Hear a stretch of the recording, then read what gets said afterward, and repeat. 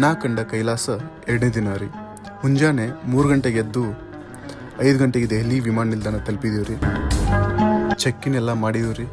ಕಠ್ಮಂಡುಗೆ ಹೊರಡಲು Spice jet ವಿಮಾನ 7 ಗಂಟೆಗೆ ನಿಗದಿಯಾಗಿತ್ತು.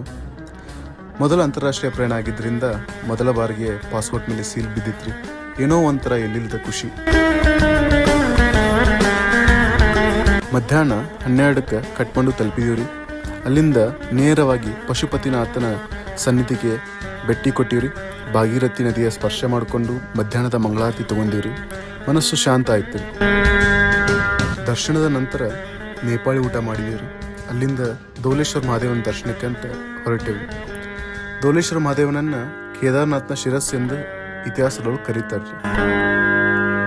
ನಂತರ ಭಕ್ತಾಪುರ್ ಫಾರ್ಚೂನ್ ಹೋಟೆಲ್ಗೆ ಹೋಗಿ ವಿಶ್ರಾಂತಿ ಮಾಡಿದೀವ್ರಿ. ಸಾಯಂಕಾಲ ವಿಶ್ವದ ಅತಿ ಎತ್ತರ ಶಿವ ಪ್ರತಿಮೆಯಾದ ಸಂಗಾ ಮಹಾದೇವ್ ಮುಂದೆ ನಿಂತು ಆ ಪ್ರಕೃತಿ, ಆ ಸೂರ್ಯಾಸ್ತ ನೋಡಿದಾಗ ಮನಸ್ಸಾಗರ ಆಯ್ತ್ರಿ.